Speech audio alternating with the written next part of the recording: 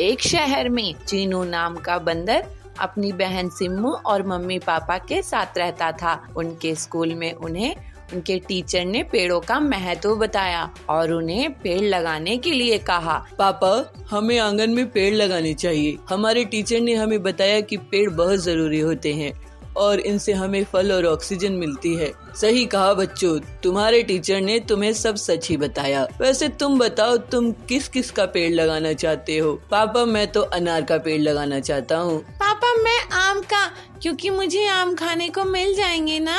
ठीक है, कल हम सभी आंगन में पेड़ लगाएंगे। अगले दिन पापा मम्मी बच्चों के साथ मिलकर पेड़ लगाते हैं। सिम्मू और चीनू सबसे पहले मिट्टी खोदते हैं और उसमें एक एक करके पेड़ बो देते हैं और फिर उसके ऊपर पानी भी डाल देते हैं। पेड़ों को पानी देने के बाद सिम्मू और चीनू घर आ जाते हैं और अपनी पढ़ाई करने लगते हैं। ऐसे ही रात हो जाती है। भाई, कल सुबह तक मेरा पेड़ बड़ा हो जाएगा ना? पता नहीं सिम्मू। तभी उनकी मम्मी उनके पास आती है। बच्चों, ये पेड़ इतनी जल्दी नहीं बढ़ते, इन्हें बढ़ने में टाइम लगता है। और चलो, अब बहुत रात हो गई है, तुम भी सो जाओ। बच्चे सो जाते हैं, पर सिम्मू अपने आमों के बारे में सोच रही थी। तभी वो देखती है कि उसका आम का पेड़ तो बहुत बड़ा हो गया है और उस पर तो बड़े बड़े आम भी आने लगे हैं। ये देख सिम्मू बहुत खुश हो जाती है। तभी पेड़ कहता है, सिम्मू, तुम बहुत अच्छी लड़की हो और तुमने मेरा बहुत ख्याल रखा है, इसलिए तुम मेरे आम खा सकती हो। जितना खाना चाहो उतना खा सकती हो। सच में? सिम्मू जैसे ही एक आम तोड़ने लगती है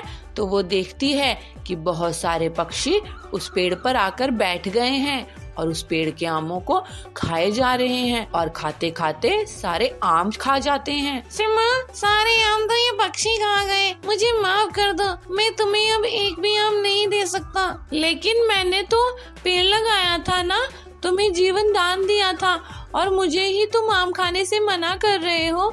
ये सही बात नहीं है पेड़। सिम्मू रोने लगती है। तभी उसकी मम्मी उसको नींद से जगाती है। अरे सिम्मू, तुम रो क्यों रही हो? क्या हुआ मेरी बच्ची? मम्मी, मैंने देखा मेरे आम का पेड़ बोल रहा है और मुझसे बात कर रहा है और उस पर आम भी आ गए हैं। लेकिन मम्मी, पक्षी मेरे पेड़ के सारे आम खा गए और मेरे लिए एक आम तक नहीं छोड़ा।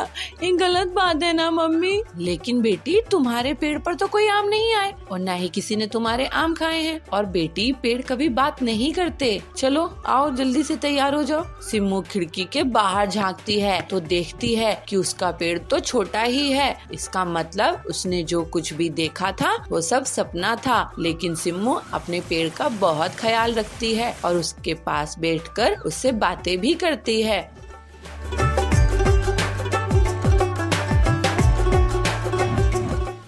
चीनू और पिंकी दोनों भाई बहन हैं और अपने मम्मी पापा के साथ रहते हैं। आज चिल्ड्रंस डे है, इसलिए सुबह सुबह उनके मम्मी पापा उनके पास आते हैं। हैप्पी चिल्ड्रंस डे बच्चों, आज बताओ क्या खाओगे? मैं तुम्हारी पसंद का ही खाना बनाऊंगी। मम्मी, आप आलू का पराठा बना दो, मुझे वो बहुत पसंद है। और चीनू तुम? मैं भी आलू का पराठा खा लूंगा, मुझे भी तो ये बहुत पसंद है। बाकी तो आज स्कूल में पार्टी रखी ही गई है, वहाँ भी तो बहुत कुछ खाने को मिलेगा। चलो बच्चों, जल्दी से स्कूल के लिए तैयार हो जाओ। मैं तुम्हें स्कूल छोड़कर आ जाता हूँ। दोनों बच्चे नहा धोकर जल्दी से तैयार हो जाते हैं। तब तक उनकी मम्मी आलू के पराठे बना देती है। दोनों पराठे खाकर स्कूल के लिए पापा के साथ निकल जाते हैं। पापा दोनों को स्कूल में छोड़ देते हैं। बच्चों, आज खूब मस्ती करना, आज तुम्हारा ही दिन है। बाकी मेरी तरफ से भी हैप्पी चिल्ड्रंस डे। पापा ऐसा कहकर अपने ऑफिस के लिए निकल जाते हैं और चीनू और पिंकी अपनी क्लास में जाकर बैठ जाते हैं, जहाँ वो देखते हैं कि आज उनकी क्लास बहुत ही सजी हुई है। फूल, मालाएं और रंगोली बनी हुई है। कुछ देर बाद उनके क्लास टीचर उनके पास आते हैं और उनसे कहते हैं, बच्चों,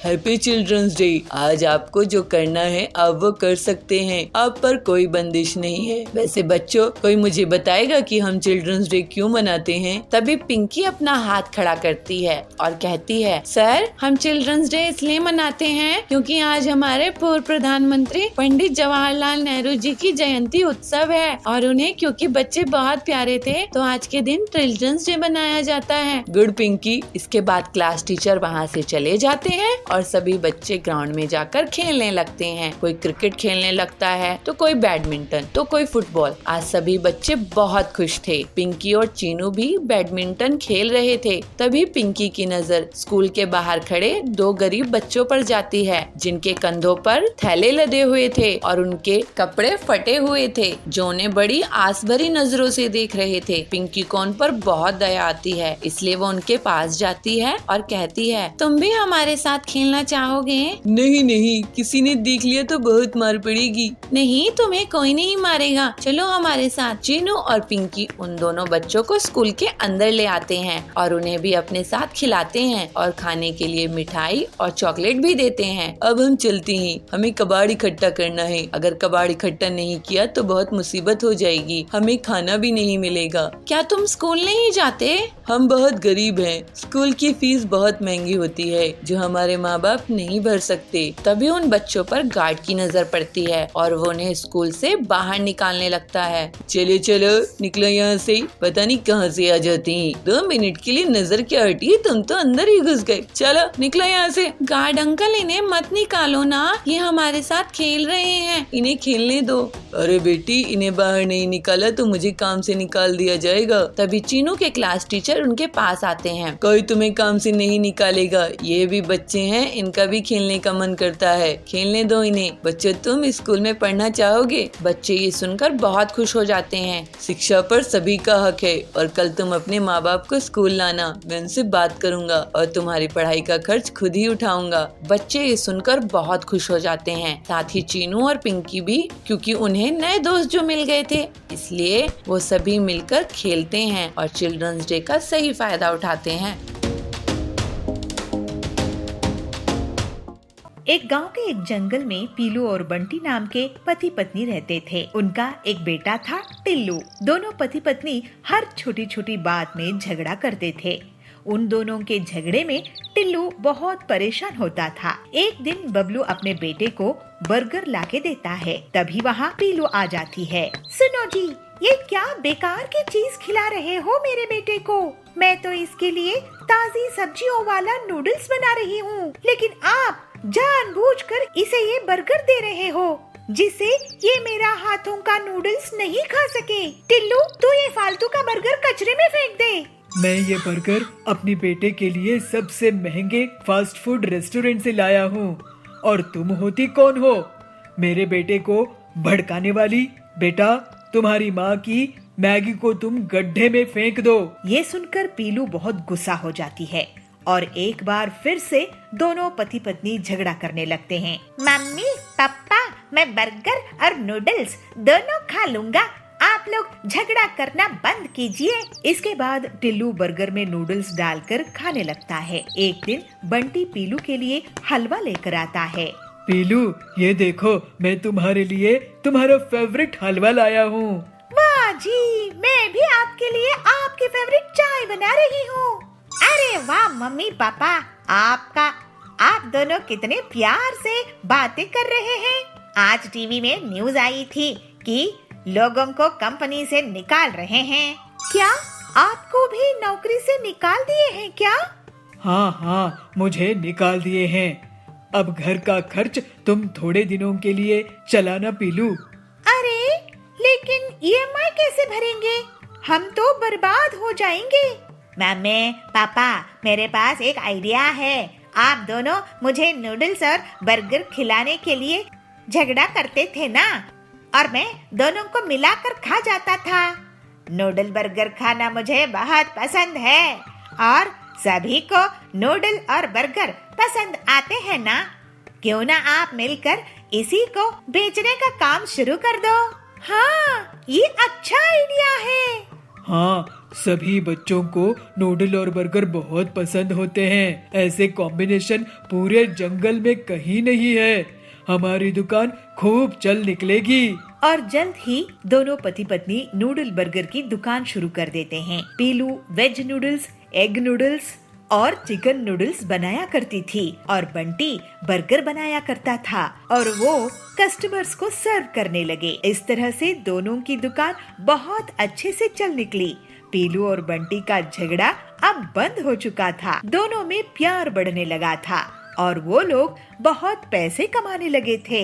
बेटा टिल्लू, ये तुम्हारी ही आइडिया का कमाल है जो नूडल बर्गर लोगों को पसंद आ रहे हैं। हम खुद नौकरी करते थे, लेकिन अब हम लोगों को नौकरी दे रहे हैं। मेरे लिए तो आप दोनों का प्यार से साथ रहना ही सबसे अच्छी बात है। मम्मी पापा, आप हमेशा से ऐसे ही रहना। फिर पीलू और बबलू कभी भी झगड़ा नहीं किए और सब खुशी खुशी साथ रहने लगे।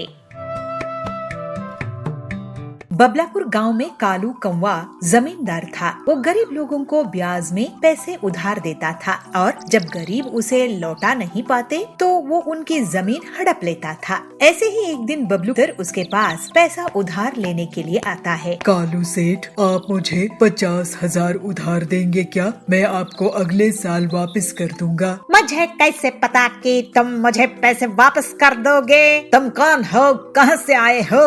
मैं यही इसी जंगल में रहता हूँ, गरीब किसान हूँ, छोटी सी जमीन है मेरी। अच्छा, तो तुम मुझे अपनी जमीन गिरवी रख दो, मैं तुम्हें पैसे उधार दे दूंगा। ठीक है, मेरी 10 एकड़ जमीन आप गिरवी रख लो। ठीक है, यहाँ अंगूठा लगाकर पैसे ले जाओ। फिर बबलू उन पैसे से बहुत मेहनत करके खेत में फसल उगाया। इस बार उसकी अच्छी फसल हुई थी। ऐसे ही एक दिन कालू उसकी खेत के पास से निकलता है। अरे, ये खेत किसका है जिसमें इतनी लहलहाती फसल उग रही है? यह खेत बबलू का है सेठ जी, उसी बबलू का जिसने आपसे उधार लिया है। अरे वाह, इसका मतलब ये जमीन और ये फसल और इसके पैसे मेरे ही हुए। फिर कालू बबलू से मिलता है। क्यों बबलू, इस बार तुम्हारी फसल बहुत अच्छी आई है। जी कालू भाई, मैं आपको फसल बेचकर आपके पैसे लौटा दूंगा। ठीक है, ब्याज मिलाकर 2 लाख होगा। क्या? लेकिन मैंने तो बस 50,000 ही लिए थे। हाँ, तो ब्याज चढ़ा के 2 लाख हुए ना। ये तो अन्याय है कालू जी, फालतू की बात मत करो, नहीं तो मैं तेरा घर भी हड़प लूंगा। नहीं, आप मेरी जमीन ही ले लो, मैं आपके पैसे नहीं चुका पाऊंगा। शाम में बबलू अपने घर गया और अपनी पत्नी पीलू को सब कुछ बता दिया। मैं उसे देखती हूँ, आप चिंता मत कीजिए। पीलू अपनी सहेली सुंदरी के साथ एक प्लान बनाती है। दोनों सहेलियां एक छोटे से खेत में एक पानी का फव्वारा लगाते हैं और ऐसा जुगाड़ करती है कि उसमें से हीरों की बौछार हो। कालू तक ये बात पहुंच जाती है कि एक फव्वारे से हीरे निकल रहे हैं। बेलो, सुंदरी, क्या इस फव्वारे से हीरे निकल रहे हैं? हमने तो हीरे अभी देखे हैं। सेठ जी, आप खुद ही देख लो कि हीरे हैं कि नकली। वैसे सेठ जी, आपको बता दूं कि कल शहर से बहुत बड़े हीरे के व्यापारी आए हैं जो इस जमीन को खरीद लेंगे अगर उन्हें हीरे मिले तो। ऐसा क्या? तो एक बार मुझे दिखाओ, हीरे है कि नहीं। चलाओ फव्वारा। फिर पीलू और सुंदरी फव्वारा चलाते हैं और उसमें से सच में हीरे निकलते हैं। अरे, ये तो सही में हीरे ही है। चलो, अच्छी बात है। अब हम इस जमीन उस शहर वाले सेठ को बेच देंगे। नहीं, ये जमीन तो मुझे चाहिए। लेकिन आपके पास इतने पैसे हैं क्या सेठ जी? चाहे इसके लिए मुझे अपनी पूरी जमीन जायदाद बेचनी पड़ जाए, लेकिन मैं इस जमीन को खरीद के ही रहूंगा। ठीक है, ये लीजिए इस जमीन के कागजात, आपकी पूरी संपत्ति के बदले में ये जमीन। फिर कालू अपनी पूरी संपत्ति, जमीन, जायदाद, गाड़ियाँ, हवेली उसके नाम कर देता है और हीरे का फव्वारा वाला जमीन ले लेता है। अगले दिन कुछ लोग उस फव्वारे के पास इकट्ठा होते हैं तो कालू शोर मचाने लगता है। हीरे ले लो, हीरे, इंटरनेशनल क्वालिटी के हीरे। जरा हमें भी तो दिखाना हीरे कैसे हैं। ये देखो। फिर कालू फव्वारे को शुरू करता है, लेकिन उसमें से धूल मिट्टी निकलती है। कालू खांसने लगता है। अरे, ये क्या? पीलू ने मुझे लूट ली, बर्बाद कर दी। इस तरह से कालू को उसकी बदमाशी की सजा मिल जाती है और पीलू की मदद से बबलू और बाकी जंगल वालों को उनकी जमीन मिल जाती है। फिर सब खुशी खुशी रहने लगते हैं। नाचो खुशी से, बारिश आ गई, अब स्कूल जाने में बहुत मजा आएगा। गर्मियों का मौसम खत्म हो चुका था। जंगल में बबलू हाथी और पिंकी मोरनी दोनों बरसात का बहुत ही बेसब्री से इंतजार कर रहे थे। उन्हें बरसात में स्कूल जाना बहुत अच्छा लगता था, मगर गर्मी इतनी थी कि जाने का नाम ही नहीं ले रही थी। जंगल के सभी जानवर इस तेज गर्मी से बहुत परेशान थे। सबका हाल गर्मी से बेहाल हो चुका था। बबली हाथी घूमते हुए जंगल से जा रहा था कि उसे पिंकी मोरनी मिलती है। अरे बबलू, यूँ अकेले अकेले कहाँ जा रहे हो? तुम मुझे तो बताओ कहाँ जा रहे हो इतनी जल्दी जल्दी में? अरे पिंकी, क्या बताऊँ, इतनी तेज धूप निकल रही है। इस गर्मी में तो मेरा हाल खराब हो चुका है। क्या बताऊँ, सब के सब जानवर परेशान हो चुके हैं इस सूरज की वजह से। बताओ, गर्मियों का मौसम खत्म हुए महीने हो गए, मगर बरसात का नामो निशान ही नहीं है। इसलिए मैं पास ही के स्विमिंग पूल में नहाने के लिए जा रहा हूँ। अरे बबलू, मगर आज ही मौसम विभाग ने बताया है कि आज बारिश होने की संभावना है। क्या पिंकी, तुम भी कैसी बातें कर रही हो? देख रही हो मौसम को, कितना तेज सूरज निकला हुआ है। ऐसे में बारिश कहाँ से होगी? भला तुम्हें ऐसी बातें नहीं करनी चाहिए। देखते ही देखते अचानक से आसमान में काले बादल छट जाते हैं और सूरज बादलों के पीछे छुप जाता है। बारिश होने लगती है। यह देखकर बबलू हाथी और पिंकी मोर दोनों नाचने लगते हैं। देखा ना बबलू, मैंने तुमसे कहा था ना, आज बारिश जरूर होगी। ये ओए, नाचो खुशी से, बारिश आ गई। अब स्कूल जाने में बहुत मजा आएगा। चलो बबलू, सभी दोस्तों के साथ चलकर मस्ती करते हैं बारिश में। हाँ ठीक है पिंकी, चलो। दोनों भागते हुए अपने दोस्तों के पास जाते हैं और उनके साथ पूरे जंगल में नाचते हैं और धूम मचाते हैं। सभी जानवर बहुत खुश थे कि बारिश हो रही है। सभी जानवर भी उन्हीं के साथ झूमने लगे और नाचने गाने लगे। अगले दिन से सभी बच्चे स्कूल जाते समय अपने अपने साथ छाता लेकर जाने लगे। पिंकी देखो, मेरा छाता कितना अच्छा है ना, इसमें कितने सारे रंग हैं और इस बारिश में कितना अच्छा लग रहा है। पता है पिंकी, ये छाता मेरे मामा लाए थे लंदन से मेरे लिए। हाँ बबलू, ये सच में तो बहुत अच्छा छाता है। तुम्हारे मामा ने सच में तुम्हें बहुत अच्छा गिफ्ट दिया है। सभी बच्चे एक दूसरे के छाते की तारीफ करने लगते हैं और नाचते गाते हुए स्कूल जाते और स्कूल से आते दिन बहुत ही मस्ती से बीत रहे थे। मोर, हाथी, भालू, लोमड़ी सभी बच्चे नाचते हुए स्कूल जाते। बबलू जब अपने घर जाता है तो उसकी माँ उससे कहती है, बेटा बबलू, तुम्हें बारिश में ऐसे नहीं घूमना चाहिए, ऐसे मस्ती नहीं करनी चाहिए, वरना तुम बीमार हो जाओगे और फिर डॉक्टर तुम्हें इंजेक्शन लगाएंगे। पर माँ, मुझे बारिश में मस्ती करना अच्छा लगता है। मेरे सभी दोस्त भी तो कितनी मस्ती करते हैं। अच्छा ठीक है बेटा, मगर ज्यादा देर पानी में मत खेला करो और गंदे पानी में तो भूलकर भी नहीं खेलना। मगर वह छाते को बारिश में बंद करके बारिश में भीगते हुए घर आता है। आज उसने देखा कि एक बूढ़ी लोमड़ी बारिश में भीग रही थी। दोस्तों, वह अम्मा बारिश में भीग रही हैं क्योंकि उनके पास छाता नहीं है और हम सभी छाता होते हुए भी जानबूझकर भीग रहे हैं। हमें उनकी मदद करनी चाहिए। चलो उनकी मदद करते हैं। बबलू हाथी बूढ़ी लोमड़ी के पास जाता है और उसे अपना छाता दे देता है। अम्मा, ये छाता आप रख लो, आप भीग रहे हो। आप अगर बारिश में ऐसे ही भीगते रहे तो बीमार पड़ जाओगे। पर बच्चे, तुम अगर ये छाता मुझे दे दोगे तो तुम क्या लेकर जाओगे? तुम भी तो बीमार पड़ सकते हो ना। नहीं अम्मा, मुझे कुछ नहीं होगा। मेरी इम्यूनिटी बहुत स्ट्रॉन्ग है। मुझसे ज्यादा इसकी जरूरत आपको है। तुम बहुत प्यारे बच्चे हो, भगवान तुम्हें लंबी उम्र दे। बबलू उसे अपना प्यारा छाता दे देता है और फिर से नाचते गाते हुए अपने घर आ जाता है और अपनी मम्मी को पूरी बात बताता है। उसकी मम्मी को भी यह सुनकर बहुत खुशी होती है। हीरापुर गांव के जंगल में कड़क सेठ बहुत ही अमीर, लालची और धोखेबाज सेठ था। उसके बेहिसाब संपत्ति थी। पेट्रोल पंप, फिल्म थिएटर, गाड़ियों का कारोबार, सोने हीरे की दुकानें वगैरह थी। कड़क जल्द ही एक मॉल भी शुरू कर देता है। पिलू उसी गांव में एक छोटी सी किराना दुकान चलाती थी, लेकिन आजकल उसकी दुकान में भीड़ नहीं रहती थी। वो काफी परेशान रहने लगी। उसी समय टिल्लू आता है। बेला दे दे, कोल्ड ड्रिंक देना था। तो पीलू कहती है, ये लो कोल्ड ड्रिंक। टिल्लू भैया, आजकल ज्यादा लोग मेरी दुकान में आते नहीं हैं। क्या तुम बता सकते हो ऐसा क्यों है? तो टिल्लू कहता है, हाँ, आजकल क्या है ना, सभी चीज ऑनलाइन ही मिल जाती है। माचिस से लेकर कार तक सब कुछ ऑनलाइन इंटरनेट में मिल जाता है। और देखो एक डिलीवरी बॉय जा रहा है। तो पीलू कहती है, अच्छा तो ये लोग हैं जो सामान डिलीवर करते हैं ऑनलाइन कंपनियों के लिए, लेकिन इसमें हम छोटे दुकानदारों का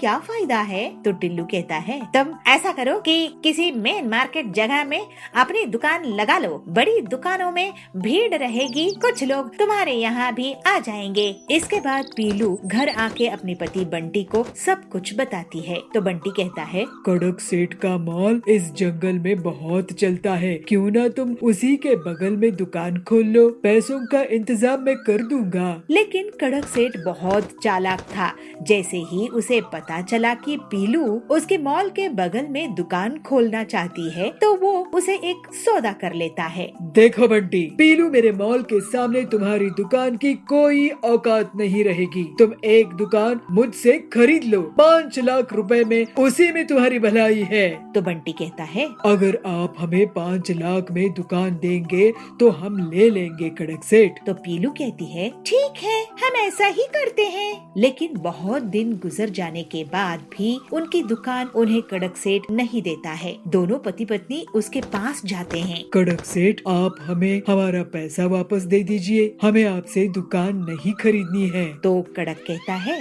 ठीक है, ये लो 1 लाख रुपए। पीलू कहती है, लेकिन हमने आपको 5 लाख दिए थे ना।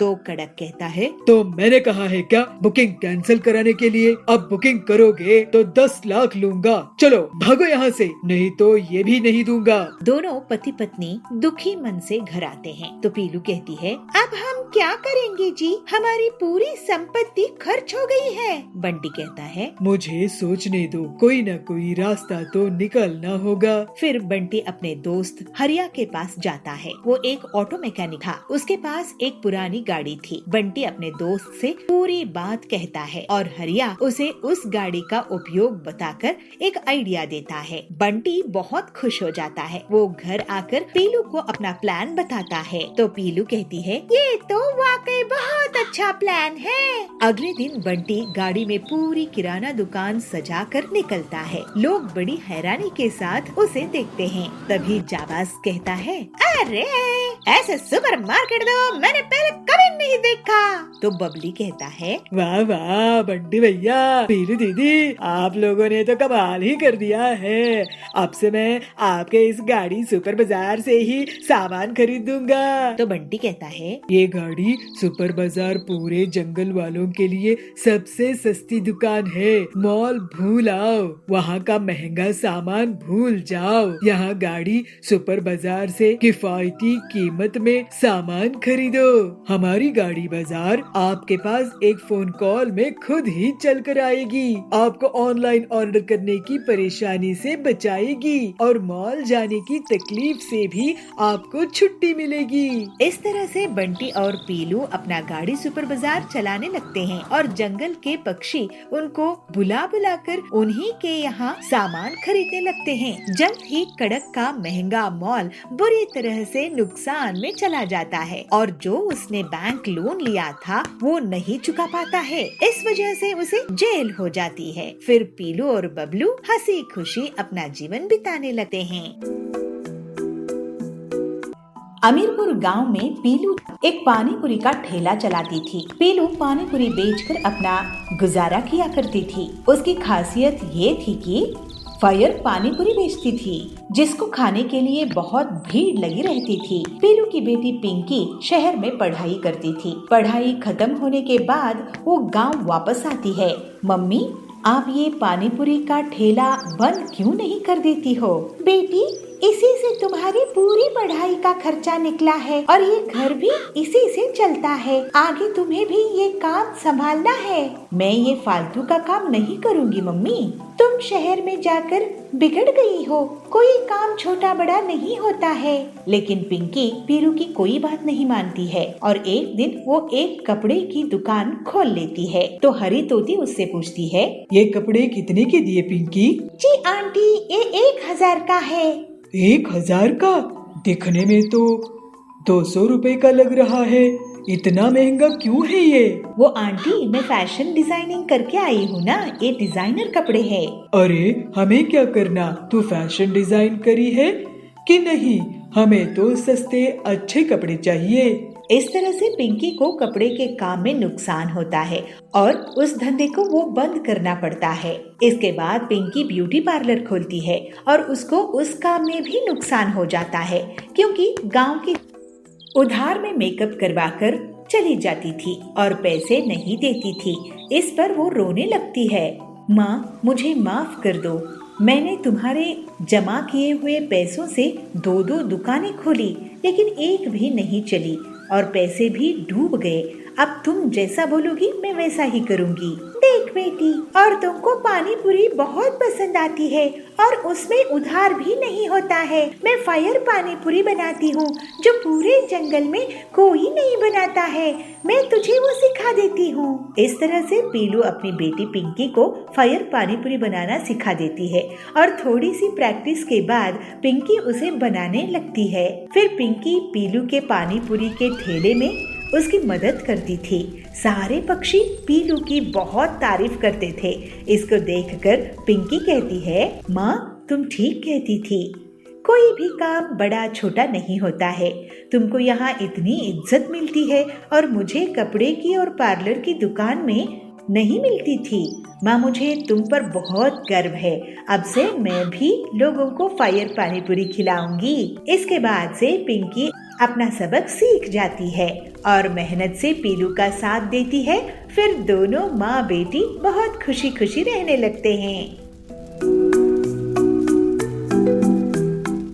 चीनू और पिंकी दोनों भाई बहन हैं और अपने मम्मी पापा के साथ रहते हैं। आज चिल्ड्रंस डे है, इसलिए सुबह सुबह उनके मम्मी पापा उनके पास आते हैं। हैप्पी चिल्ड्रंस डे बच्चों, आज बताओ क्या खाओगे? मैं तुम्हारी पसंद का ही खाना बनाऊंगी। मम्मी, आप आलू का पराठा बना दो, मुझे वो बहुत पसंद है। और चीनू तुम? मैं भी आलू का पराठा खा लूंगा, मुझे भी तो ये बहुत पसंद है। बाकी तो आज स्कूल में पार्टी रखी ही गई है, वहाँ भी तो बहुत कुछ खाने को मिलेगा। चलो बच्चों, जल्दी से स्कूल के लिए तैयार हो जाओ, मैं तुम्हें स्कूल छोड़कर आ जाता हूँ। दोनों बच्चे नहा धोकर जल्दी से तैयार हो जाते हैं। तब तक उनकी मम्मी आलू के पराठे बना देती है। दोनों पराठे खाकर स्कूल के लिए पापा के साथ निकल जाते हैं। पापा दोनों को स्कूल में छोड़ देते हैं। बच्चों, आज खूब मस्ती करना, आज तुम्हारा ही दिन है। बाकी मेरी तरफ से भी हैप्पी चिल्ड्रंस डे। पापा ऐसा कहकर अपने ऑफिस के लिए निकल जाते हैं और चीनू और पिंकी अपनी क्लास में जाकर बैठ जाते हैं, जहां वो देखते हैं कि आज उनकी क्लास बहुत ही सजी हुई है। फूल, मालाएं और रंगोली बनी हुई है। कुछ देर बाद उनके क्लास टीचर उनके पास आते हैं और उनसे कहते हैं, बच्चों, हैप्पी चिल्ड्रंस डे। आज आपको जो करना है आप वो कर सकते हैं, आप पर कोई बंदिश नहीं है। वैसे बच्चों, कोई मुझे बताएगा कि हम चिल्ड्रंस डे क्यों मनाते हैं? तभी पिंकी अपना हाथ खड़ा करती है और कहती है, सर, हम चिल्ड्रंस डे इसलिए मनाते हैं क्योंकि आज हमारे पूर्व प्रधानमंत्री पंडित जवाहरलाल नेहरू जी की जयंती उत्सव है और उन्हें क्योंकि बच्चे बहुत प्यारे थे तो आज के दिन चिल्ड्रंस डे मनाया जाता है। गुड पिंकी। इसके बाद क्लास टीचर वहाँ से चले जाते हैं और सभी बच्चे ग्राउंड में जाकर खेलने लगते हैं। कोई क्रिकेट खेलने लगता है तो कोई बैडमिंटन तो कोई फुटबॉल। आज सभी बच्चे बहुत खुश थे। पिंकी और चीनू भी बैडमिंटन खेल रहे थे। तभी पिंकी की नजर स्कूल के बाहर खड़े 2 गरीब बच्चों पर जाती है, जिनके कंधों पर थैले लदे हुए थे और उनके कपड़े फटे हुए थे, जो उन्हें बड़ी आस भरी नजरों से देख रहे थे। पिंकी को उन पर बहुत दया आती है, इसलिए वो उनके पास जाती है और कहती है, तुम भी हमारे साथ खेलना चाहोगे?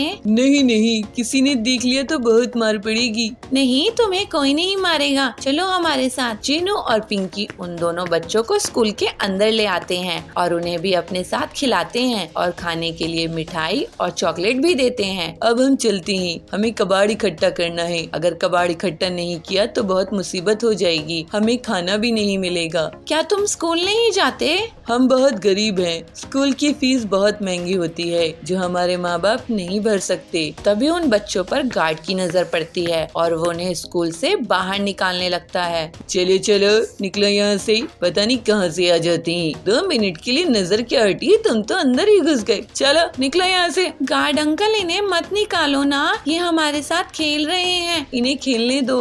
अरे बेटी, इन्हें बाहर नहीं निकाला तो मुझे काम से निकाल दिया जाएगा। तभी चीनू के क्लास टीचर उनके पास आते हैं। कोई तुम्हें काम से नहीं निकालेगा, ये भी बच्चे हैं, इनका भी खेलने का मन करता है, खेलने दो इन्हें। बच्चों, तुम स्कूल में पढ़ना चाहोगे? बच्चे ये सुनकर बहुत खुश हो जाते हैं। शिक्षा पर सभी का हक है और कल तुम अपने माँ बाप को स्कूल लाना, मैं उनसे बात करूँगा और तुम्हारी पढ़ाई का खर्च खुद ही उठाऊंगा। बच्चे ये सुनकर बहुत खुश हो जाते हैं, साथ ही चीनू और पिंकी भी, क्योंकि उन्हें नए दोस्त जो मिल गए थे, इसलिए वो सभी मिलकर खेलते हैं और चिल्ड्रंस डे का सही फायदा उठाते हैं।